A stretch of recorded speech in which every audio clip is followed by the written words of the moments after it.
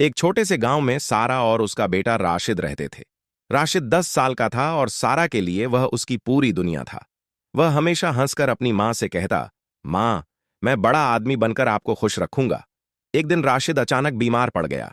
सारा ने अपनी जान सब कुछ लगा दिया, दवा ढूंढी, डॉक्टर के पास ले गई, लेकिन हालत दिन ब दिन बिगड़ती गई।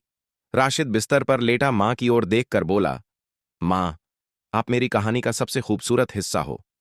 सारा आंसुओं को पोंछते हुए बोली, बेटा, तुम्हारे बिना मैं कैसे जीऊंगी। रात में राशिद की आंखें बंद हो गईं और सारा की पूरी दुनिया अंधेरों में डूब गई। पूरा गांव रोता रहा और सारा अपने बेटे की तस्वीर के सामने बैठकर बस यही दुआ करती रही, हे भगवान, उसे जन्नत में खुश रखो। एक छोटे से गांव में सारा और उसका बेटा राशिद रहते थे। राशिद 10 साल का था और सारा के लिए वह उसकी पूरी दुनिया था। वह हमेशा हंसकर अपनी माँ से कहता, माँ, मैं बड़ा आदमी बनकर आपको खुश रखूंगा। एक दिन राशिद अचानक बीमार पड़ गया। सारा ने अपनी जान सब कुछ लगा दिया, दवा ढूंढी, डॉक्टर के पास ले गई, लेकिन हालत दिन ब दिन बिगड़ती गई। राशिद बिस्तर पर लेटा माँ की ओर देखकर बोला, माँ, आप मेरी कहानी का सबसे खूबसूरत हिस्सा हो। सारा आंसुओं को पोंछते हुए बोली, बेटा, तुम्हारे बिना मैं कैसे जीऊंगी।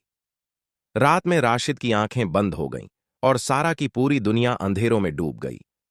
पूरा गांव रोता रहा और सारा अपने बेटे की तस्वीर के सामने बैठकर बस यही दुआ करती रही, हे भगवान, उसे जन्नत में खुश रखो।